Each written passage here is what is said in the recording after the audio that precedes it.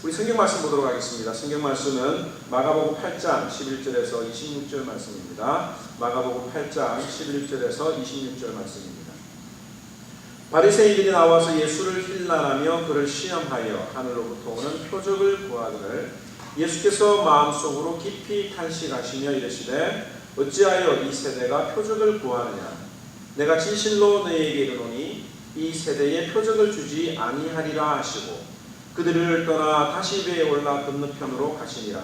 제자들이 떡 가져오기를 잊었음에 배에 떡 한 개밖에 그들에게 없더라. 예수께서 경고하여 이르시되 삼가 바리새인들의 누룩과 헤롯의 누룩을 주의하라 하시니 제자들이 서로 수군거리기를 이는 우리에게 떡이 없음이로다 하거늘 예수께서 하시고 이르시되 너희가 어찌 떡이 없음으로 수군거리느냐. 아직도 알지 못하며 깨닫지 못하느냐. 너희 마음이 둔하냐. 너희가 눈이 있어도 보지 못하며 귀가 있어도 듣지 못하느냐. 또 기억하지 못하느냐. 내가 떡 5개를 5,000명에게 떼어줄 때에 조각 몇 바구니를 거두었더냐. 이르되 12린이다. 또 7개를 4,000명에게 떼어줄 때에 조각 몇 광주리를 거두었더냐. 이르되 7인이다. 이르시되 아직도 깨닫지 못하느냐 하시니라. 아멘. 한 번의 선택이 10년을 좌우한다라고 하는 여러분들 광고를 아마 기억을 하실 것입니다. 한번 내가 어떤 가전제품을 사는데도 우리가 이것도 살펴보고 저것도 살펴보고 또 다른 사람들의 이야기를 듣죠. 요즘에는 그 리뷰라고 해서 상당히 그 사람들이 그 물건을 쓰고 어떻게 평가했는지에 대해서 보고 참고를 하기도 합니다. 그런데 우리가 살아가면서 이 판단을 잘못하거나 또 분별을 잘 못하는 그런 경우들이 있습니다. 그래서 서로 분별하지 못해서 서로 갈등을 일으키고 하는 경우들이 있습니다. 특별히 우리가 이 예수 안 믿는 사람들에게 믿음을 강요할 수는 없습니다. 왜냐하면 이 사람들이 잘 믿지 못하는 이유가 누군가를 믿어야 되면 그 믿음에 대한 어떤 근거가 분명히 있어야 되기 때문에 사람들은 이 근거가 없다고 하는 이유 때문에 하나님을 하나님으로 알지 못하고 예수님을 하나님의 아들로 믿지 못한다라고 하는 사실. 아무리 성경을 읽어도 또 사람들의 이야기를 들어도 그들에게는 이 근거가 희박한 것처럼 보입니다. 그래서 세상 사람들은 이야기할 때 기독교인들은 분별력이 없기 때문에 판단력이 없기 때문에 쉽게 종교에 빠진다라고 이야기를 하죠. 그러나 신자들은 하나님이 살아계심을 분명히 알고 믿을 수 있는데 그 믿음의 근거는 바로 성경이라고 하는 것입니다. 물론 성경이 하나님의 말씀인가 아닌가라고 하는 문제로 신자와 불신자들 간에 갈등이 존재하기도 합니다. 우리가 지금 살아갈 때는 잘 모르지만 인터넷상이나 이런 데 보면 정말 입에 거품을 물고 기독교를 공격하고 또 음해하는 또 그런 어떤 글들을 많이 볼 수가 있습니다. 오늘 이 본문에 나오는 예수님과 바리새인의 경우에도 상당히 갈등 가운데 있었습니다. 그들의 갈등이 무엇이었느냐면 한마디로 예수님은 메시아가 될 수 없다라고 하는 겁니다. 어떻게 저 사람이 메시아가 될 수 있는가? 그 이유는 뭐냐면 만약 예수님이 메시아라고 한다면 율법을 저렇게 안 지키고 메시아가 될 수가 없다. 왜? 장로들의 유전, 손을 씻고 얻어야 되는 그 장로들의 유전도 지키지 않으면서 어떻게 메시아가 될 수 있는가라고 하는 것입니다.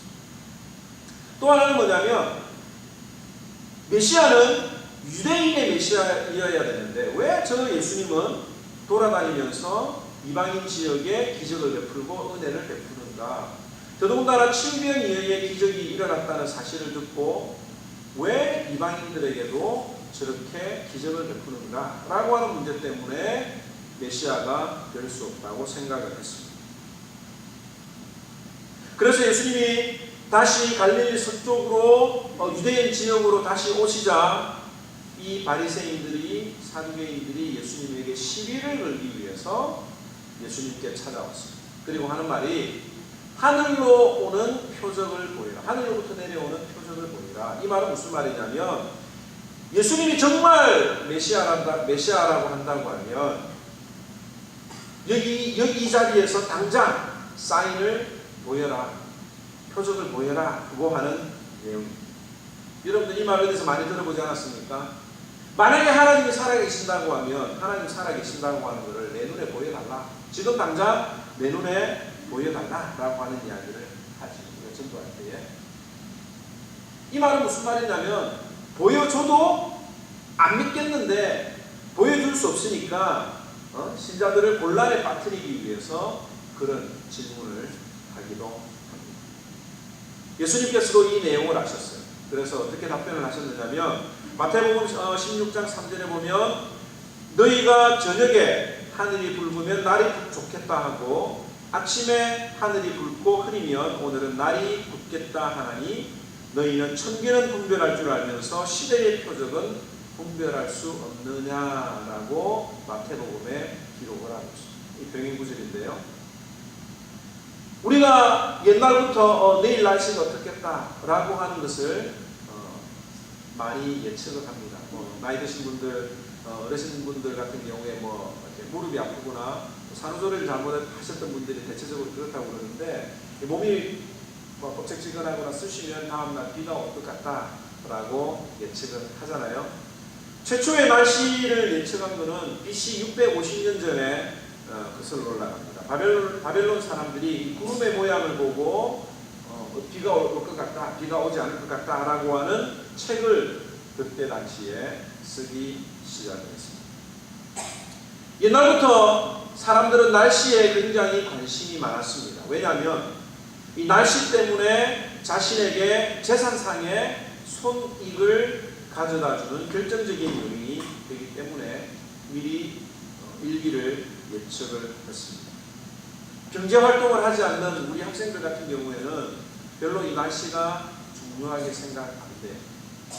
장사하는 분들은 오늘 비가 와서 장사가 잘 안 되겠다, 농사하려고 하면 뭘 준비를 해야 되겠다 이렇게 생각을 하지만 학생들 같은 경우에, 아이들 같은 경우에는 내일 비가 오든지 말든지 별 상관을 하지 않습니다. 만약 소풍을 간다거나 학교에서 운동회를 한다고 하면 밤새도록 그 다음날 비가 올까 안 올까 고민을 하지만 그 외에는 특별히 날씨에 대해서 생각을 하지 않죠. 그런데 예수님께서 바리새인들과 사두개인들에게 이렇게 이야기하십니다. 너희는 날씨는 잘 분별하면서도 왜 시대의 표적은 분별하지 못하느냐라고 이야기를 하셨습니다. 그 시대의 표적이라고 하는 게 뭐냐면 인간이 함께 어울려져 살아가는 그래서 만들어내는 사회 전반에 일어나는 현상이 바로 시대의 표적이라고 볼 수가 있습니다. 여러분들 오늘 우리가 어떤 시대에 살아가고 있습니까? 오늘 시대를 포스트 모던이라고 하는데 그 포스트 모던 시대를 살아가고 있습니다. 이 포스트 모던 시대의 특징은 뭐냐면 절대적인 진리가 없어졌습니다. 절대적인 진리가 없어지고 모든 것들이 다 진리가 될 수 있다고 생각하는 것이 바로 포스트 모던의 시대적인 정신이라고 보면 됩니다. 예를 들면 우리 성경공부 시간에 그 이야기를 나누었는데 시애틀에서 그런 일이 있었어요. 내가 남자인데 여자다라고 생각을 하면 여자 화장실에 들어가거나 여자 탈의실에 들어가도 법적으로 아무런 제재를 가할 수 없는 법으로 보호를 받는 그런 시대가 되었습니다. 여자 탈의실에 내가 남자임에도 불구하고 나는 여자다라고 생각을 하면 들어가도 된다고 하는 거예요. 이 성전환자 트랜스젠더에 관한 어떤 내용. 그러니까 남자의 성기를 가지고 있으면서도 불구하고 나는 여자의 성향을 가지고 있다고 생각을 하면 거기 가서 생활을 해도 옷을 갈아입어도 화장실을 써도 아무런 제재를 받지 않는 거예요. 이게 포스트 모던의 시대라고 합니다. 절대적인 기준이 없고 그 사람이 그렇게 생각을 한다고 하면 그렇게 받아들여져야 되지 않겠는가 라고 하는 것이 바로 이 시대적인 포스트 모던 오늘 시대의 그런 사람들의 모습이죠. 예수님께서 날씨는 분별하면서도 왜 시대의 표적을 분별하지 못하느냐. 여기 예수님이 말씀해 주신 시대의 표적은 뭐냐면, 지금 살펴봐라. 얼마나 지금 많은 사람들이 이 메시아이신 예수님을 따라오고 메시아의 가르치심에 메시아의 그 기적에 열광을 하는지 보라고 하는 겁니다. 정말 그 당시의 사람들은 가식 덩어리의 삶을 살았어요. 율법의 정신을 잊어버리고 율법의 그 형식에 사로잡혀서 얼마나 무거운 짐을 지고 살았는지 모릅니다. 그런데 예수님께서 오셔서 그들의 가식 덩어리를 다 벗겨주셨죠. 율법의 형식이 중요한 것이 아니라 율법의 정신이 중요하다고 하는 사실을 그들에게 알려주셨고, 가난한 자, 병든 자, 이방인들, 여자에게까지 기적을 베풀어 주시는 그 모습이 사람들에게 큰 이슈를 몰고 왔던 것입니다. 그런데 이 바리새인들은 왜 사람들이 예수님을 추종하고 열광하는지 그 이유에 대해서 전혀 생각해 보지 않았다는 거예요. 오로지 그들에게는 예수님만 몰아내려고 하는, 날씨는 잘 분별하면서도 시대의 표적을 분별하지 왜 사람들이 예수님에게 열광하는지에 대해서 한 번도 생각해 보지 못했다라고 하는 것입니다. 왜 이 바리새인들은 날씨는 분별하면서도 그 시대의 표적을 믿지 못했을까? 그 해답은 마태복음 6장 16장 1절에 보면 대답이 있습니다. 바리새인과 사두개인들이 와서 예수를 시험하여 하늘로서 오는 표적 보이기를 청하니라고 이야기를 하고 있습니다. 마가복음에는 바리새인들만 지칭을 했지만 마태복음에는 바리새인들과 사두개인들이 함께 예수님에게 왔다라고 하는 사실입니다. 이 바리새인과 사두개인들이 뭐가 문제냐라고 생각을 할 수 있는데, 이 바리새인과 사두개인들은 평소에 어울리지 않았던 사람입니다. 서로 그들의 믿는 바가 달랐기 때문에 평상시에는 자기들이 서로 갈등을 일으키고 하나가 될 수 없었던 그런 사람들이었는데, 이 예수님에게 함께 나아왔다라고 하는 사실입니다. 이 사두개인들은 어떤 사람들이냐면, 이 레위 지파 출신의 제사장들로 이루어진 그룹입니다. 그러니까 사두개인들은 자신들의 밥그릇, 즉 성전에서 제사만 드리게 해주면 어떤 일이라도 다 받아들일 수 있는, 어떠한 정치 체제와도 손을 잡을 수 있는 실용주의적인 정치 성향을 가진 사람들이 바로 이 사두개인들이었습니다. 그래서 이 사두개인들은 당시에 로마 정권과 손을 잡아서 많은 경제적인 부를 누릴 수가 있었습니다. 그런데 이 사두개인들은 바리새인들과 갈등을 굉장히 많이 했었어요. 특별히 하나 예를 들자면 부활에 관한 문제. 바리새인들은 성경에 나와 있는 대로 부활을 믿었습니다. 그런데 사두개인들은 부활을 믿지 않았습니다. 그래서 마태복음 22장에 보면 사두개인이 예수님께 와가지고 이런 질문을 하죠. 어떤 사람이 있었는데 그 사람이 어떤 여자와 결혼을 하고 그 사람이 죽어서 그 동생이 다시 결혼을 했는데 또 그 동생도 죽고 또 그 동생도 죽고 그랬을 때에 마지막 천국에 갔을 때에 이 여자의 남편은 누구인가? 라고 하는 질문을 하게 됩니다. 그때 예수님께서 천국에서는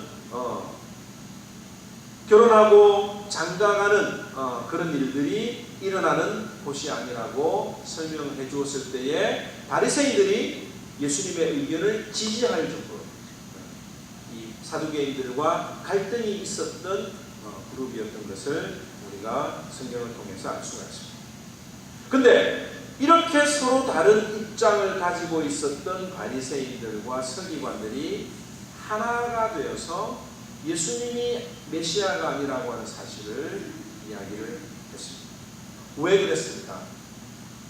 그 이유는 저들의 이해관계가 맞아 떨어졌기 때문에 그렇습니다. 바리새인들은 율법을 해석해서 사람을 가르쳤습니다. 그런데 자신들에게 가르침을 받던 사람들이 예수님에게 가서 가르침을 받습니다. 그리고 바리새인들을 향해서 자신들을 향해서 소경이라고 이야기할 뿐만 아니라 외식하는 자들이라고 하는 이야기를 들었을 때에 예수님에 대한 적대감이 일어나기 시작했던 것입니다. 또 사두개인들은 어떤 일이 있었느냐면 자신들의 죄를 속죄하기 위해서 사람들이 양을 가지고 제물을 가지고 성전에 올 때 이 예수님이 사두개인들이 제사장들이 제사를 드리는데 예수님이 하나님의 어린 양이라고 하는 바람에 이 사두개인들의 그 제사 드리는 일에 방해가 되었기 때문에 이 사두개인들 또 바리새인들 모두가 다 자기 밥그릇 문제가 연관되어 있었기 때문에 그렇습니다. 우리가 살아가다 보면 평상시에 어떤 두 사람이 서로 다투어요. 싸워요. 별로 화해하지 못할 것 같은 사람들이 하나가 되는 경우가 있는데 그들에게 공동의 적이 생겨버리면 하나가 됩니다. 그래서 나라가 어수선할 때 정치하는 사람들이 어떻게 합니까? 어떤 이슈를 만들거나 전쟁을 해버리죠. 다른 나라와 싸워버리게 되면 그 나뉘었던 마음들이 하나가 되어서 다른 그 시선이 다른 데로 돌려지게 되는 것입니다. 이 사람들이 자신들의 이해관계가 맞아떨어지니까 제대로 파악하지 못하고 분별력이 떨어지게 됩니다. 사람들이 잘 판단하지 못할 때 사람들이 언제 이 분별력이 떨어지냐면 남들도 생각하지 않고 오직 자기만 생각할 때 사람들의 분별력이 떨어집니다. 모든 결정을, 모든 판단을 내 중심으로 나의 유익을 위해서 판단하고 결정할 때에 제대로 판단할 수가 없습니다. 제대로 판단할 수 없는 그렇게 만드는 요소가 뭐냐면 두 가지만 생각을 하자면 첫째는 돈이죠. 여러분들 돈 때문에 가족이 찢어지고 싸우고 풍지박산 나는 경우를 여러분들 우리 흔하게 볼 수 있잖아요. 유산 문제 때문에 부모와 자식이 싸우고 갈등을 하고 심지어 살인까지 하는 그런 일이 일어나고 있습니다. 아무리 가족이라도 돈 앞에 장사가 없다고 정말 깨어지는 일들이 많이 있습니다. 또 하나는 뭐냐면 하나는 자존심 때문에 그렇습니다. 이 자존심은 다른 사람들을 배려하지 못하고 자신만 먼저 강하게 생각하는 사람들에게 강하게 나타나는데 이 자존심 때문에 바른 결정을 내리지 못할 때가 많이 있어요. 예를 들어서 어떤 물건을 사러 갔는데 차를 사러 갔는데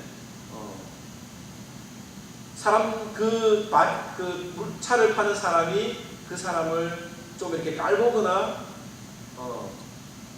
당신은 이거 살 수 없잖아요 이래버리면 괜한 자존심이 생겨서 내가 생각하지 않은 그 다른 물건을 사고 나올 때가 아마 여러분들 있었을지 모르겠습니다. 나에게 필요한 것은 그만큼인데 자존심을 탁 건들면 내가 이걸 할 수 있다라고 하는 걸 보여주기 위해서 더 필요 없는 물건을 살 때들이 많이 있다고 하는 거죠. 여러분들 이혼을 하게 될 때 큰 문제 때문에 이혼을 하는 경우도 있지만 치약 하나 때문에 이혼을 하는 경우를 여러분들 아세요? 영국의 어떤 그 가정에서 치약 하나 때문에 이혼하고 가정이 파괴된 이야기가 있다고 하는데 여러분들 중에 치약을 끝에서부터 이렇게 잘 짜는 분들도 있을 것이고 또 어떤 분들은 중간에서부터 그냥 쭉 짜는 분들도 있을 거예요. 그런데 서로 다른 성향의 사람들이 만나서 결혼을 했는데 이것 때문에 갈등이 시작됩니다. 치약을 어디서부터 짜야 되느냐.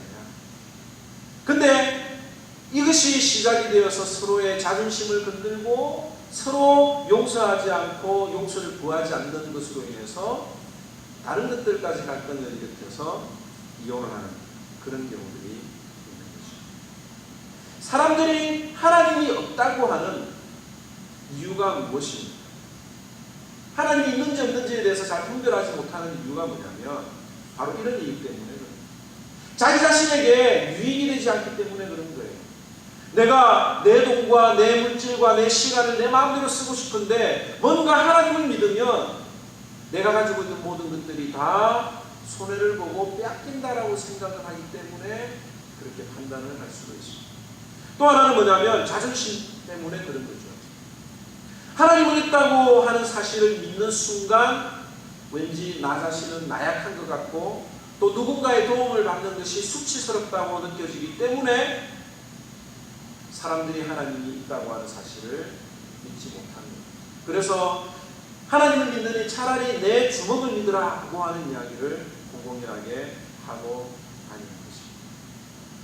만약 이 바리새인들과 서기관들이 그 시대의 표적을 조금 더 생각을 해보았더라고 하면 어떤 일이 일어났을까?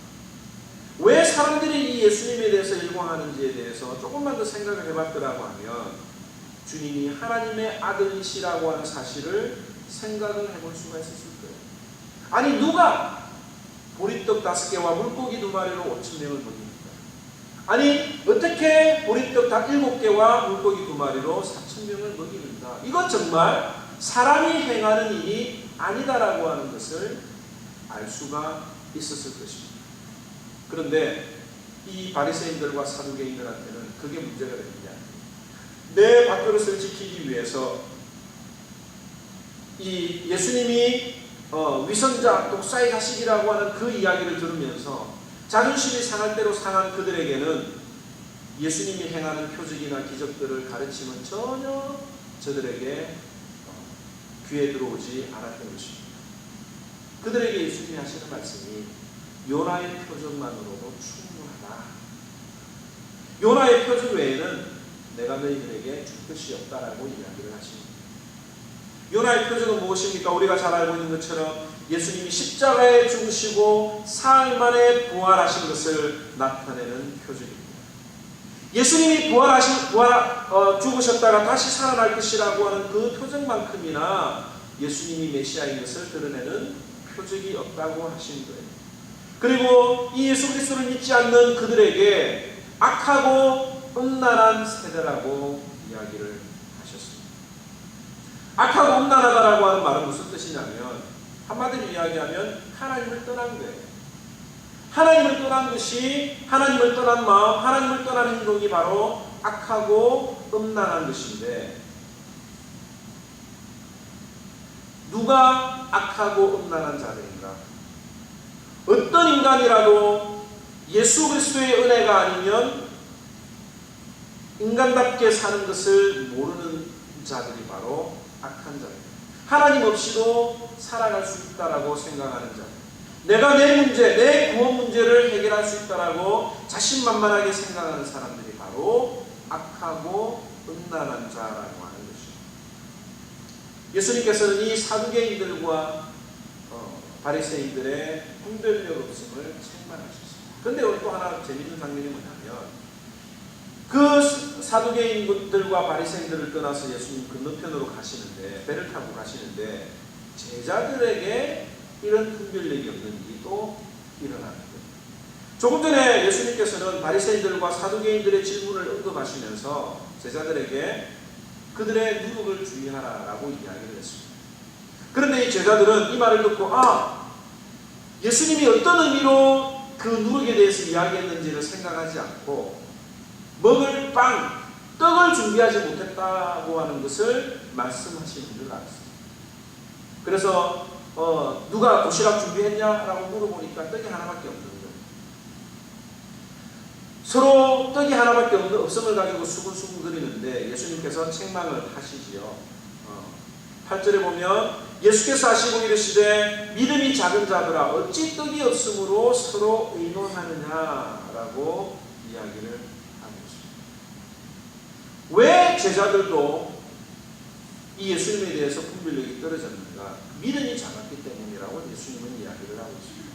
왜 그들의 믿음이 성장하지 못하고 작았느냐? 9절에 보면 너희가 아직도 깨닫지 못하느냐? 떡 5개로 5,000명을 먹이고 죽은 것이 몇 바구니며 떡 7개로 4,000명을 먹이고 죽은 것이 몇 광줄이었는지를 기억하지 못하느냐라고 이야기를 하셨습니다. 조금 전에 얼마 전에 예수님께서 오병이어의 기적을 일으키신 것을 제자들이 봤잖아요. 또 물고기 2마리와 보리떡 7개로 4,000명을 먹이신 장면에 제자들이 있었잖아요. 그런데 이 제자들이 예수님이 행하신 그 표적을 기억하지 못했던 겁니다. 만약에 그 기적을 일으키신 예수님을 기억했다고 하면, 아니 떡 하나로 13명 정도 먹이는 것은 전혀 문제가 아니잖아요. 그 정도 못할 예수님이 아닌데, 이 제자들이 그 예수님의 메시아 되심을 잊어버리고 있었다라고 하는 사실입니다. 그리고 예수님께서 그들에게 이야기하시고 경고하시기를, 정말 너희들이 잘 분별해야 되는 것이 바리새인들과 헤롯의 누룩이라고 말씀하셨습니다. 여러분, 누룩이 뭐냐면 빵을 부풀릴 때 사용되는 겁니다. 이 누룩, 예수님께서 누룩에 대해서 이야기하시는 건 원래의 성질이 다른 것으로 바뀌어지는 것을 조심하라고 할 때의 누룩에 대해서 이야기를 하고 있죠. 율법의 정신에 바리새인들의 외식이 들어가서 하나님이 원래 주신 의미와 완전히 다른 것으로 바뀌어지는 것을 예수님께서는 책망을 하셨습니다. 말과 행동이 다를 때, 위선적인 삶을 살아갈 때 누룩으로 비유를 했습니다. 그런데 오늘 여기 보면 바리새인들과 그 다음에 또 누구의 누룩이라고 그랬습니까? 헤롯의 누룩을 조심하라고 이야기를 했습니다. 말과 행동이 다른 대표적인 사람들이 누굽니까? 종교인들과 정치인들. 이 바리새인들과 헤롯의 누룩을 조심하라고 하는 말은 뭐냐면, 대표적으로 위선적인 삶을 살아가는 종교인들과 정치인들을 조심하라고 하는 이야기입니다. 앞에서는 사랑한다, 용서하라고 하면서도 돌아서서는 자기 배만 불리는 종교인들의 위선을 조심하라. 앞에서는 선거철이 되면 내가 여러분들의 머슴이 되어서 열심히 여러분들을 섬기겠습니다 라고 이야기를 해놓고, 당선되고 나면 그들을 지배하려고 하는, 주인으로 올라서려고 하는 그 정치인들을, 그들의 위선을 예수님께서는 책망하시겠습니다. 그런데 이게 눈여겨볼 게 있는데, 예수님께서 그들의 외식을 삼가하라고 하신 것이 아니라 주의하라고 하셨습니다. 이 주의하라고 하는 이 말은 어떤 말이 있느냐면, 마태복음 23장 3절의 말씀을 통해서 그 의미를 알 수가 있는데, 저희의 말하는 바는 지키되 저희의 하는 행위는 본받지 말라 라고 하는 거예요. 바리새인들의 외식, 그 행동만 따르지 말고 원래 율법이 주는 의미는 지켜야 된다고 하는 거예요. 우리는 예수님을 바로 알아야 합니다.